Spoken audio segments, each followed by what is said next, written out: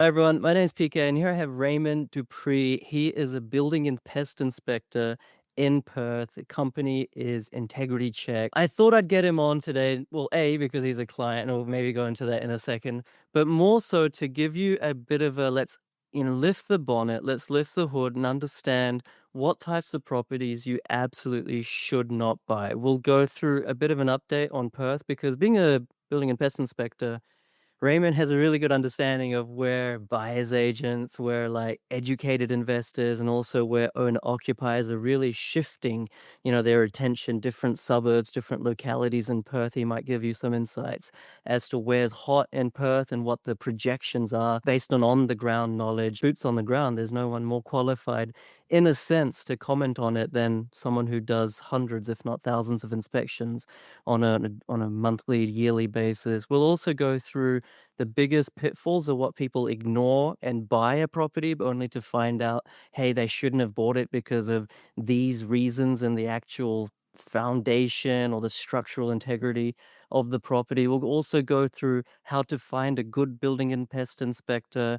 And also, it's not the most sexy of topics, but also how to kind of find the best, how should I say this, the most important parts of the building and pest inspection report so that you can ask the right questions and you don't buy a lemon. There's a lots to cover, but yeah, I think you'll get a lot of value from it. Welcome to the Oz Property Investment Mastery Podcast. My name's PK and I help busy people build passive income by buying top 5% growth and cash flow property and build a portfolio using data without wasting months doing research, spending weekends at inspection or catching flights, or dropping $10,000 to $20,000 on buyer's agents every single time. So if you're confused, lack confidence, and just overwhelmed with all the information and marketing misinformation available online and don't know where to start, then this show is for you. Thank you so much, Raymond, for making time. Yeah, I really appreciate it. Thank you, PK. I appreciate being on the channel. Bird market has changed. It has changed sort of drastically over the last couple of months, but as I mentioned before, there's been a shift. Okay, there was a lot of sort of investor interest and that sort of stuff, and a lot of properties grew, and then the shift changed to where owner occupiers had the opportunity to then come into the market once it's sort of cooled down a little bit. But in the last couple of months, I have seen a little bit of a mix. So some investors have returned just because they find that the Perth market still has some value. Some of the properties still have value, and they're just sort of not finding that in some of the other states. I think everyone's looking for the next Perth. And I think that's the biggest question, which is tough. But yeah, it's still a very, very sort of mix. I can see that there's still a lot of sort of demand here. I mean, what I mentioned before was it's sort of interesting to see the building industry and how that's evolving with the sense of, from my perspective, what I can see is a lot of people are going to the retirement and that sort of stuff, and that workforce is just not being replenished, which means that trades aren't doing the right thing. Trades are getting more expensive. There's less of them. There's less quality of them. And so work is sort of also hard to come by. Trades are hard to come by, or good trades are hard to come by. So I think that sort of impacts completing the houses. And so we're not sort of replenishing that stock. So even though there's might not be a huge demand, we still don't have enough. And we're not sort of replenishing that stock. So it's a very, very weird sort of stage for Perth. But yeah, sort of just tracking it and seeing how we go. That makes sense. I mean, it's quite clear that it was really, I would say, late 21 and then 22 where the jet engines really got behind Perth, and then 2023, it went to the moon. 24, I think it's grown this year, 2024, as we record this right now. It's more than 21% growth, if I'm not mistaken. But over the last 6 months, there's been a lot of conjecture, different social media groups, etc., that Perth is now cooling. Of course, iron ore has been down for almost 2 years now, so it's not because of iron ore prices directly, but a lot of layoffs as well in Perth. But it's really interesting to see that you're mentioning that, yeah, a lot of investors, East Coast investors, stopped buying in Perth. The owner occupiers, though, continued that steady demand profile. But now investors are kind of coming back into Perth. If I can ask you, and feel free to let me know if you don't want to answer it, but like, which areas are you finding have still got a lot of interest from investors? So there's a suburb, sort of Ellenbrook, Brabham, and that sort of areas. They seem to be quite sort of popular in the last couple of months, and then sort of shifting south of Perth in the Mandurah sort of area, so Meadow Springs and that sort of stuff. Because I think you can still find quite an affordable property there. But I would say majority of the shift, or from an investor's perspective, is sort of heading further down south from Perth to the Bunbury region. So Australand, Withers, those sort of areas tend to have quite a bit of activity. So I would say that, yeah, there's still a couple of pockets within Perth where there's still quite a big interest in investment properties, but on the other side, areas like Armidale, Gosnells, Kelmscott, like it's just people are struggling. I think people that had sort of invested into those areas, it was great. There was great growth, and now it's sort of with the rental market easing a little bit. They're struggling to find people to actually rent at those higher rates, and so there's sort of nothing there. Areas like Beldivis and Wellard, I think there was such a strong owner occupier presence there, that it just drove the price well above investors' interest, and the yield's just not worth it and whatever. So that sort of stopped.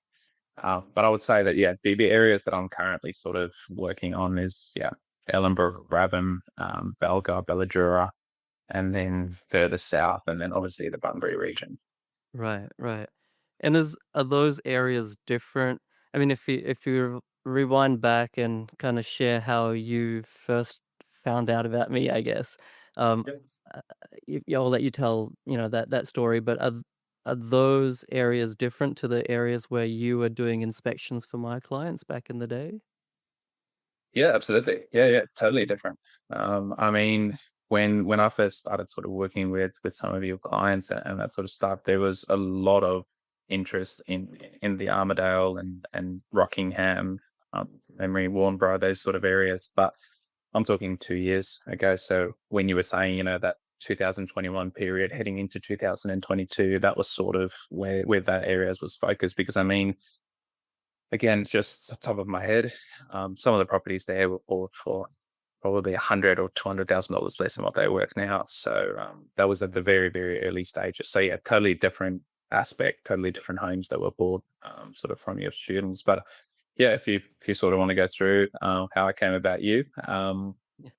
it was quite funny. So I got it probably 3 or 4 phone calls a day, of people going, "Hey, Raymond, we would love to engage you for a building pest. PK recommended you." And at first, I sort of didn't sort of pay attention to it, help them out and that sort of stuff. And then it became sort of a weekly thing where people were just like, "PK," and it got to the stage where I asked them, I was like, "Guys, like, who's PK so I can call him, I can thank him because like this is incredible." And it's sort of they put me in touch, and I googled, and I was like, "Oh, geez, wow, there's this whole online community."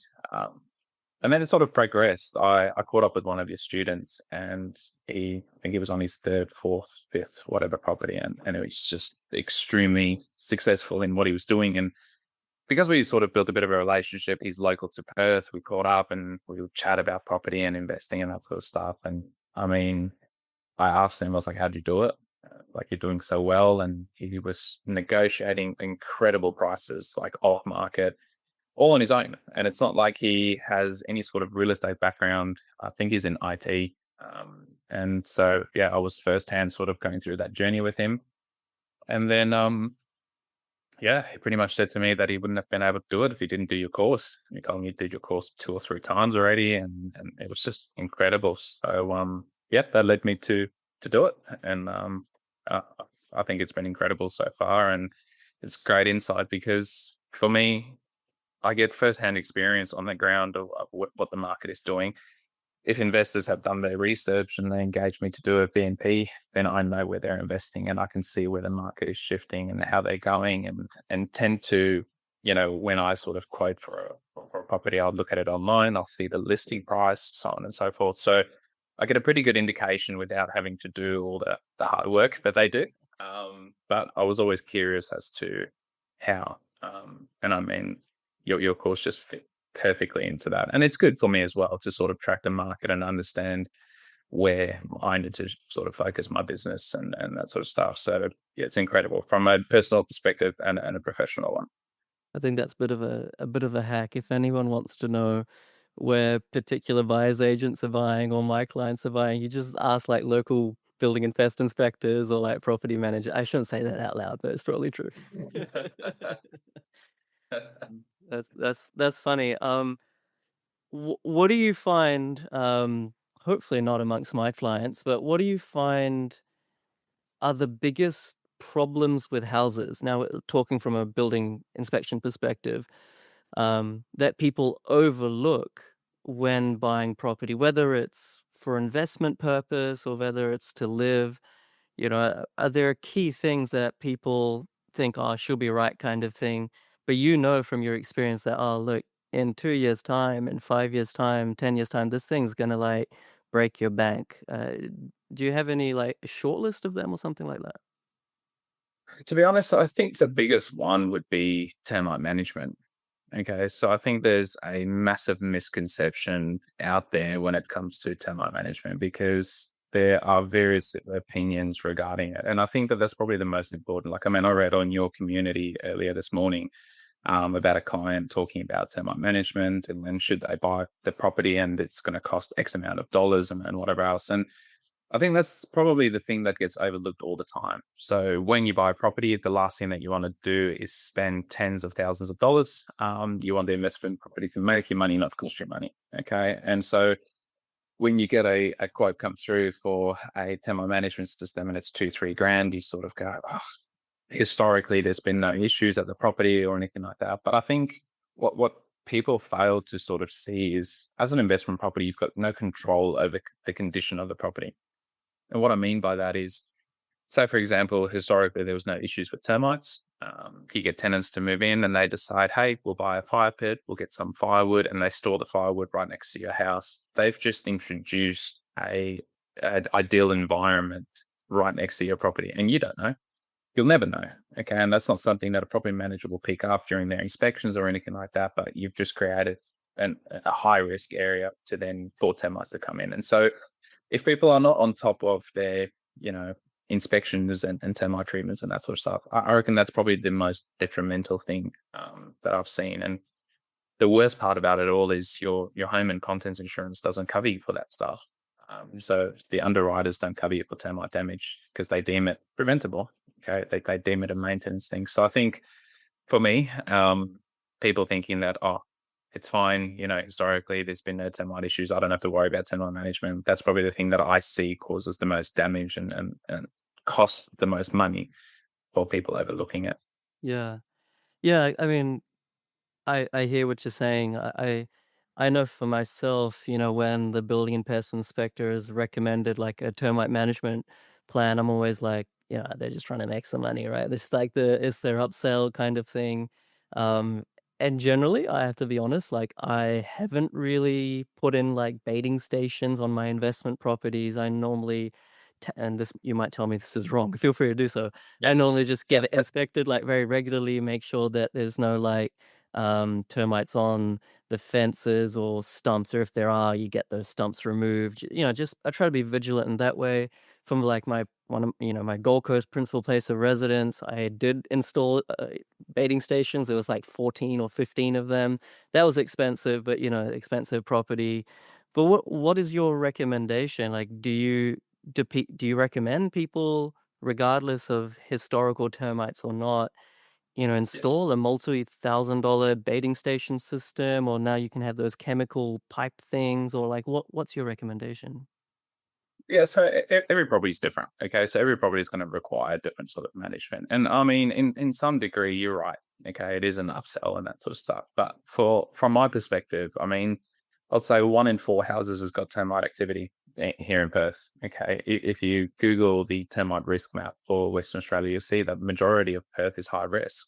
Mm. Okay. It doesn't necessarily mean that your property is high risk, but there are a lot of factors that can contribute to that. So, in my personal experience, the way that I sort of see it is okay, my home insurance doesn't cover me for termite damage. So, in the event that I was to get termite activity, I would have to pay for a treatment anyways. Okay. But then I'd have to sort of mitigate all that damages and then try and repair that as well. So, either way, you will be paying for a termite treatment at some stage. Okay, and you can go 50 years without having any termite activity or damage, and maybe you're the lucky one. But like I said, if it's your primary place and you're getting it inspected and all that sort of stuff, sure, okay, and you can mitigate that risk a little bit. But investors want to set and forget. Okay, and so if you want to set and forget your property, you need to be able to control some of the things that tenants do or don't do and that sort of stuff. And so I would recommend that, all properties get it because, yeah, at the end of the day, it's just an unknown. And the other thing is, like, I mean, the amount of damage that I see, I always get the arguments of, it's a Jarrah roof. But termites don't need Jarrah. And it's sort of, again, a misconception because if I was to put pine on the ground or Jarrah on the ground, yes, termites will eat the pine. But if there's no pine, they'll still eat the Jarrah. Okay. It just takes them a little bit longer. Right. And then I get the argument of, it's treated pine in my roof.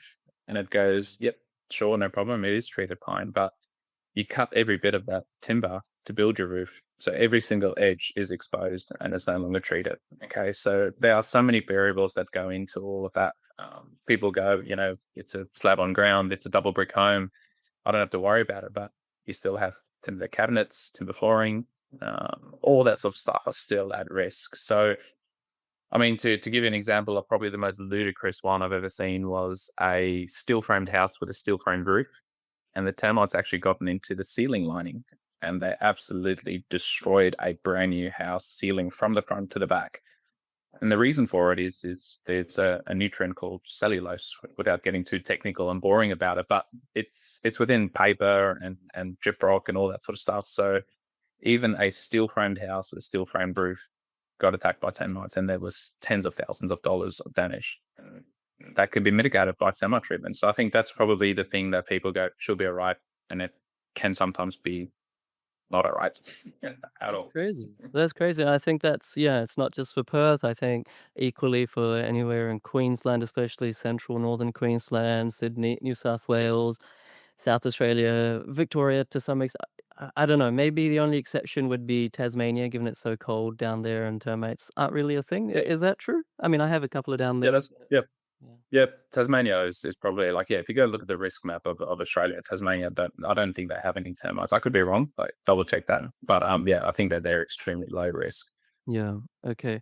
I think the next question I wanted to ask you, Raymond, was like this whole thing with interstate investing, people have this sense of safety and calm and security when they themselves can go to a house before buying it and inspect it, look around, like knock on the wall for what that's worth, kind of do that whole touchy feely thing.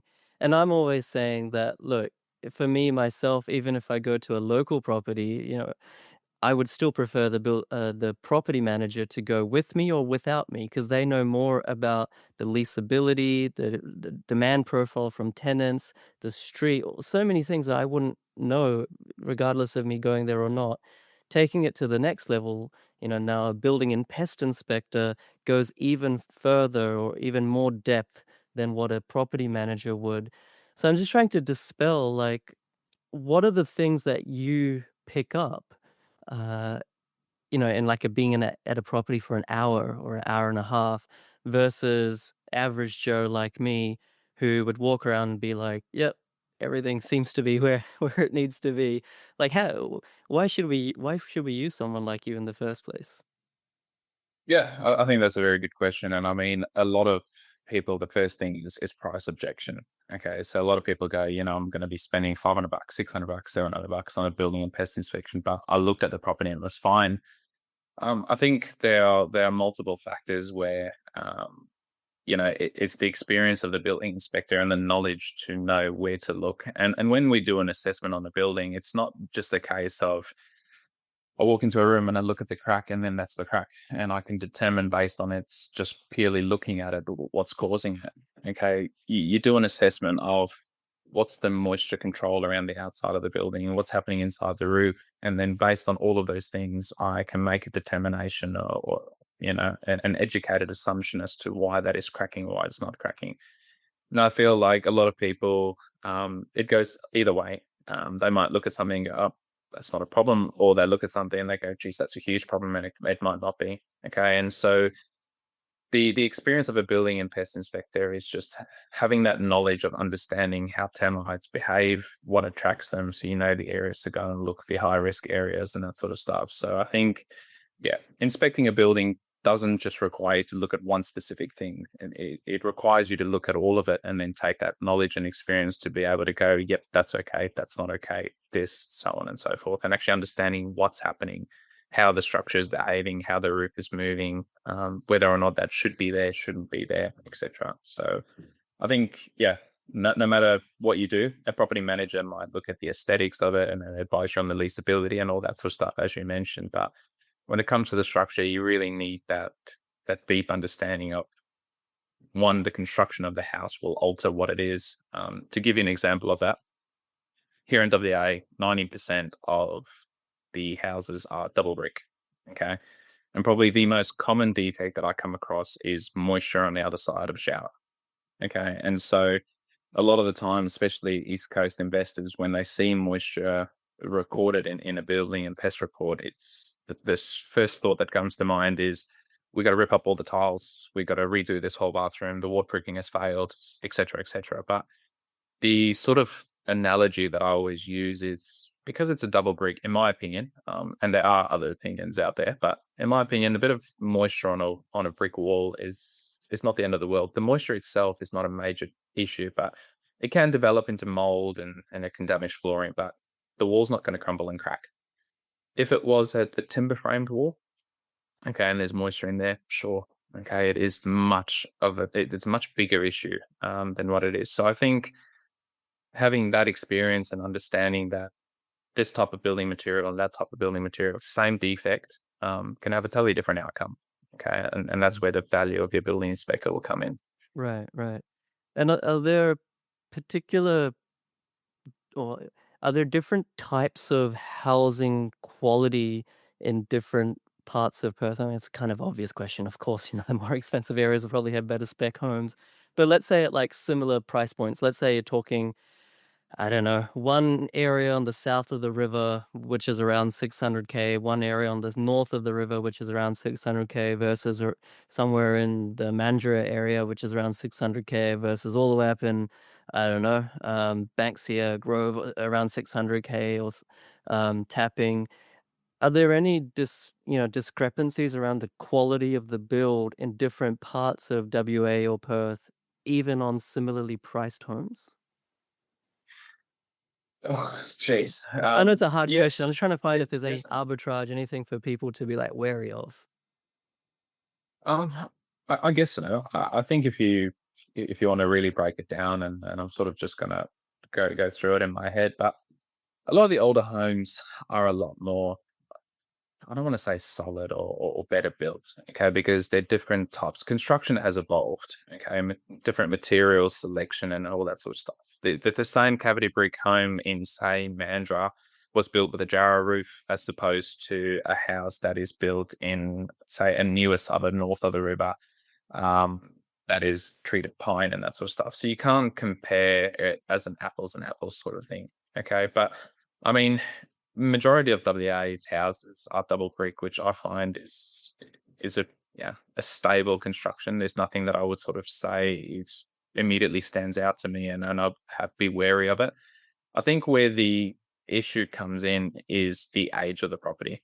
Okay, so it's not necessarily the suburbs differentiating, but it's more so when you get to age. There's sort of a general statistic to say that houses should last for about 50 years. Okay, or the construction should last for about 50 years, but there are so many factors that play into that. Where I see majority of the issues is if it's a 80, 90, 100-year-old house, never been maintained, never been neglected, that I'll be wary of. So I think age is a huge thing for me, because age also comes with different things that can create complications for clients. For example, any property prior to 1990 can have asbestos.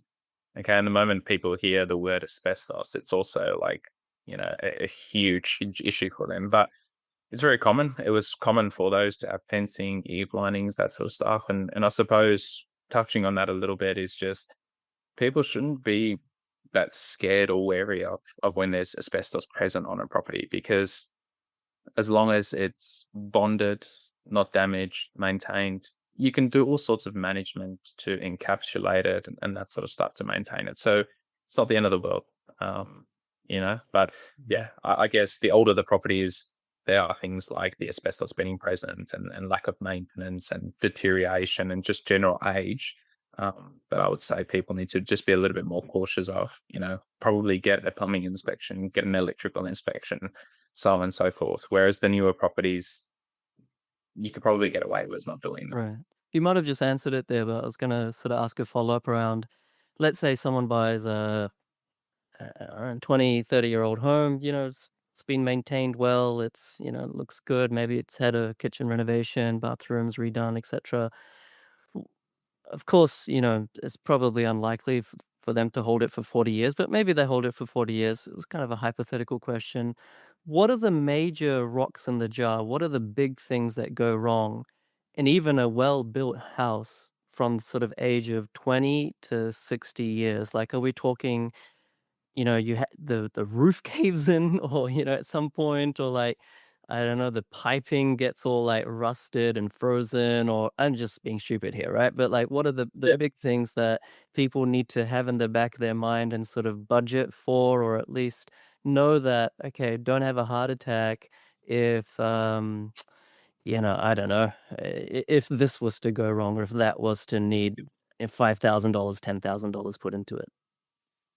I guess the first thing that I would do is I'd ask you a question that I typically ask my clients, in maybe your investment properties or your primary place.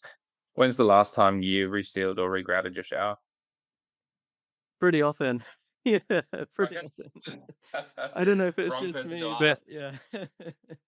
But look, generally when I ask clients that, they tell me the thought hasn't even crossed their mind. And Okay. so I think from a property investment perspective, there are areas in the house that you got to sort of look at to determine what is going to be issues. And what I mean by that is bathrooms are high risk areas. Okay. Because if you don't regrout or reseal your shower every, say, 3 years, 4 years, 5 years, then by the time that your property manager reports it to you, there's already water damage on the wall. Then it's too late for you. Then it's going to cost you, $10,000 or $5,000 or whatever else it is. Okay, depending on the construction. Here in WA, it might cost you $1,000 plus $500 to repair the wall, but it's sort of just giving you an indication that by the time it gets reported to you as an investor from your property manager, it's too late.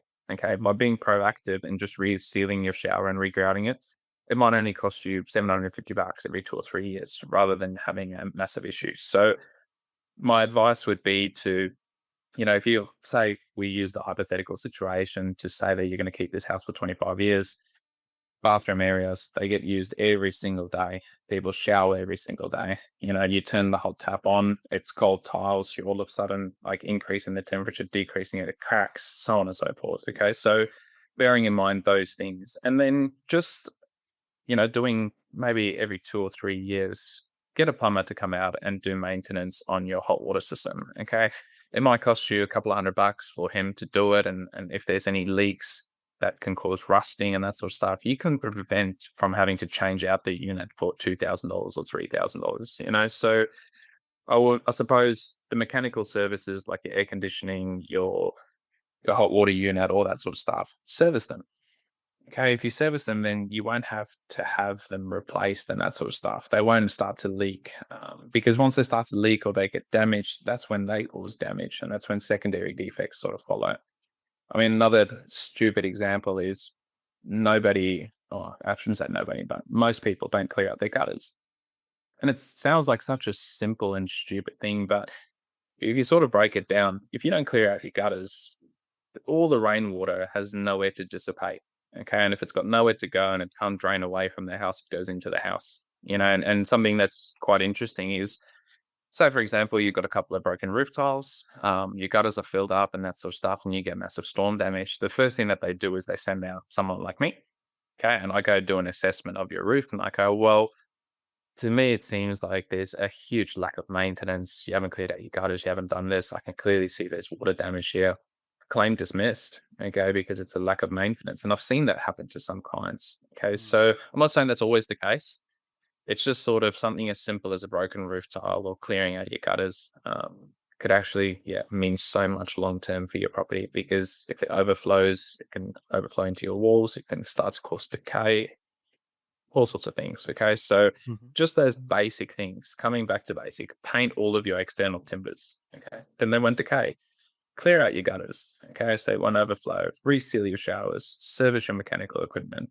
Those are your bricks and your roof and that sort of stuff are unlikely to just collapse or anything like that. Okay. Unless you leave that broken roof tile for ages and years and it starts to decay the timber roof and then you get issues. But again, unlikely. So it's just back to the basics and just spend that money annually. Even if the property manager says, hey, nothing's broken, you don't have to repair this tap or you don't have to do this, still be proactive in it. Okay. Because if you're proactive in it, it might cost you 2 grand a year or 3 grand a year, as opposed to nothing and then 10 grand. This is really useful, Raymond. Yeah, I'm kind of mentally jotting down some things as well. Like, I don't think I've the sums of properties ever had the gutters cleared, and I'm pretty sure there's some tall trees next door to it. So yeah, Yeah, yeah. If people watch this or listen to this and really take some notes and do something about it, you probably just save them tens of thousands of dollars over the long term. yeah, absolutely. That's really cool.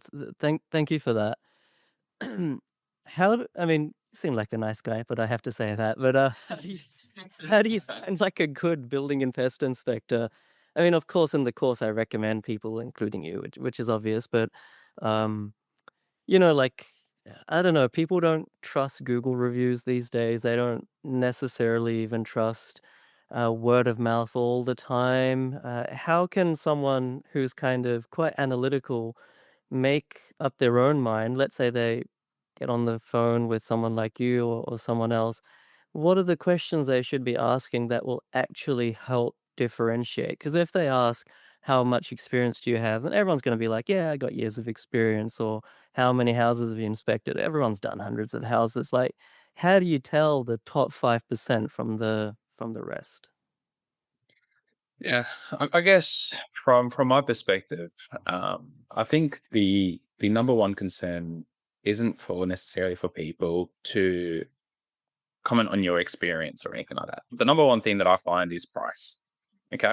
And I think that's a mistake that people make when it comes to trying to find a BMP inspector. So I think to start off with finding the right BMP inspector, you should put aside this ideology that you should get the cheapest price and whatever else. Okay. Because if I take WA as an example, you can get a building inspection done for say $450. Okay. But it's structural only, for example, because the WA contracts are very much sort of structural only and that sort of thing. So, I mean, that's the value that you're going to get out of it. Okay. So the moment that people sort of, if price or being budget conscious with what you pay for your BNP, to pay $550 and $750, okay, there's not a massive difference if you're investing $500,000 into a property. Okay. You want to be able to get a comprehensive understanding about what that building is. And so the mistake or a mistake that I see people make is that they're so focused on just getting the cheapest BMP inspector, and that's often what costs them long term by not, they did structural only, and I wasn't aware that they're going to do structural only, and why didn't they tell me about this, so on and so forth. So,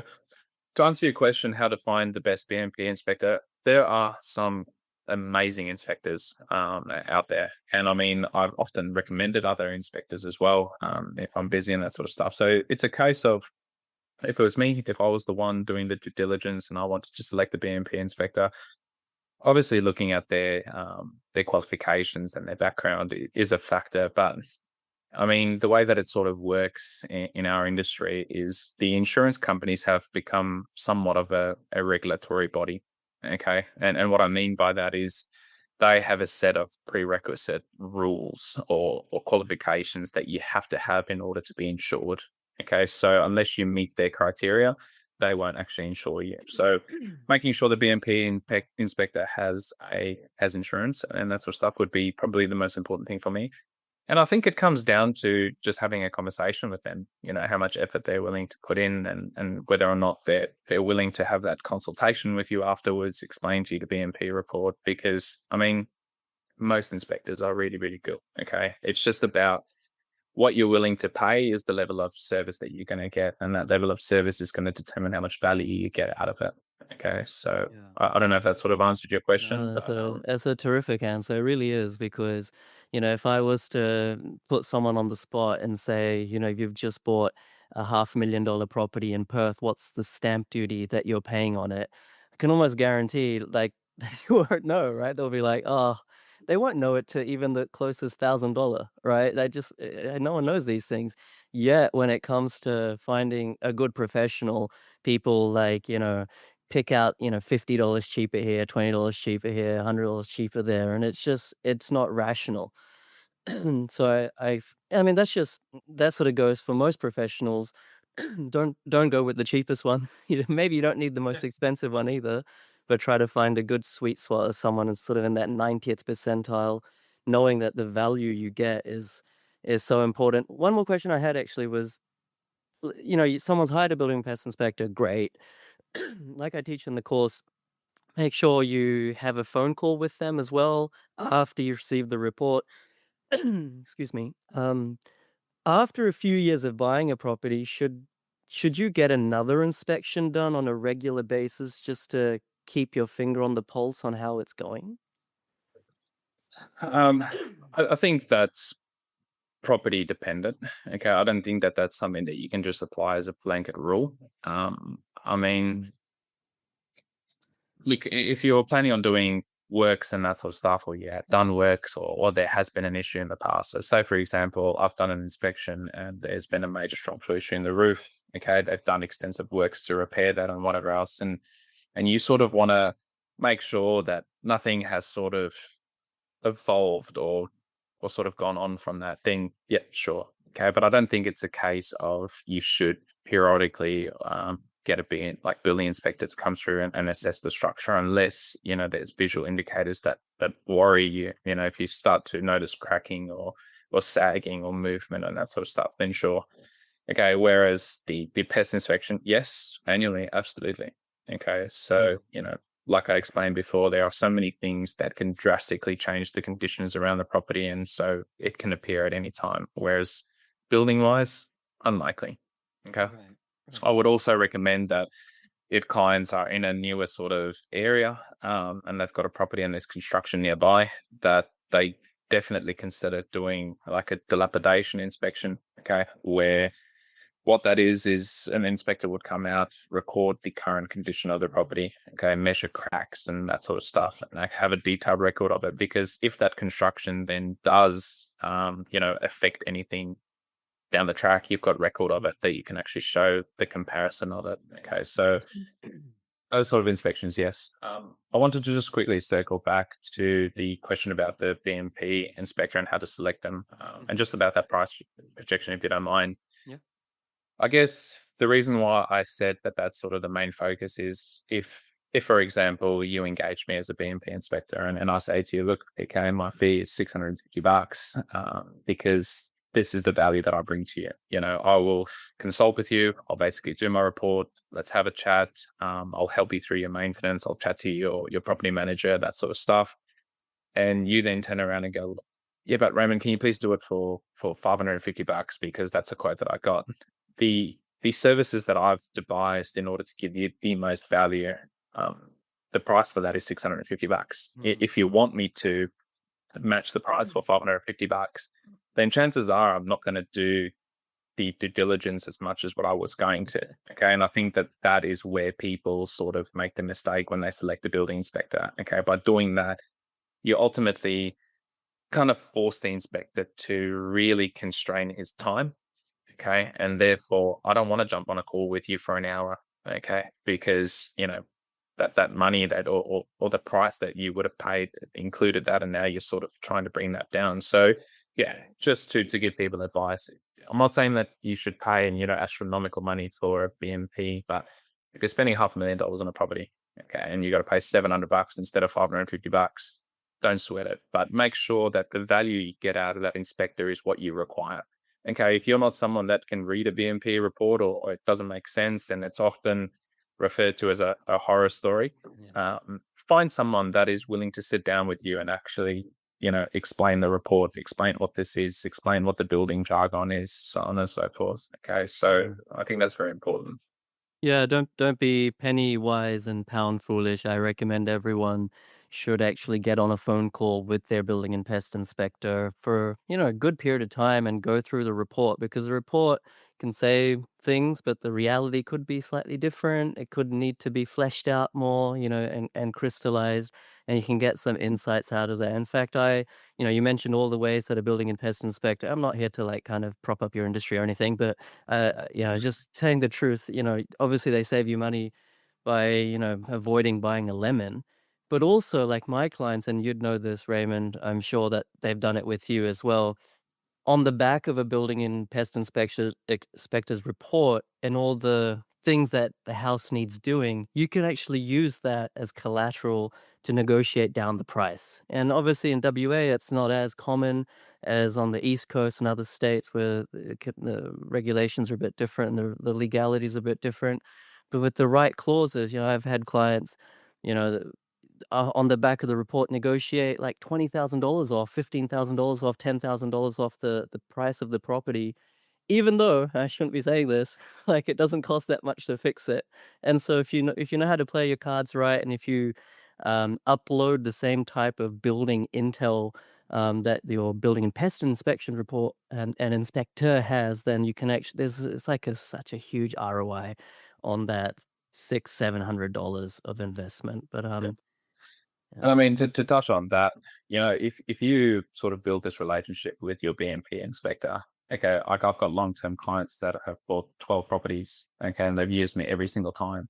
And I mean, I wouldn't say that we're friends and we'll catch up for a barbecue, but we're very closely connected, okay. And so oftentimes they'll reach out and ask me for advice, And I think it's important for you to build up that relationship. So as an example, I had one client, he had his property manager do a video walkthrough for him.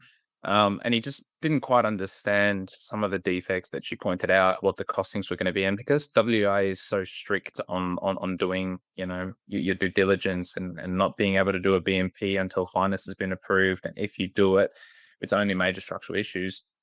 By having sort of a good building inspector that you've got a relationship with, to the point where you can then go, hey, this is the video from the property manager. These are the things, like, can you advise me? That'll also greatly assist you. And I guess a bit of advice that I would give clients: always speak to your BMP inspector when it comes to defects and rectifying them. Okay, because you mentioned before that sometimes you can negotiate $20,000 off the price, but the actual defect only requires $5,000 to fix. It can work the opposite way as well. Okay. So there's often times where I advise clients where they go, oh, can we just negotiate $10,000 off the price? And I advise against it, because I sort of say to them that, look, I don't understand the extent of this defect. Okay. At face value, yep, I can estimate it as maybe $8,000, maybe $8,500, but I feel like there are still further investigation that needs to occur to determine the actual scope. You don't want to negotiate $10,000 off the price, then it ends up costing you $20,000 to fix the defect. Okay, so by being in contact with your building inspector and making sure that they explain those things to you, you can actually make that informed decision. Because if you just go, no, I want the seller to rectify it, then whatever that cost ends up blowing out to be, you're covered at the end of the day. So Yeah. taking a price cut is not always the right way to go about it either. There's so much to talk about. We really have to leave it here, but yeah, there's other things as well. Like some people are too meticulous, and it's like they'll give up a property just because it has like $1,000 worth of fixes required, and it's like, well, but anyway, I could talk about this for quite a while. Me too. It's not the most enticing topic for a broad audience, but I think for deep property investors, we love this sort of stuff. But I probably should leave it there. Thank you. Yeah, Raymond, I really appreciate you coming on and sharing your insights. I've never had a building and pest inspector on before on my platform. So that's really cool. Hopefully, people got a lot of benefit out of it. Thank you for helping so many of my clients. Hopefully, you don't drown after this episode.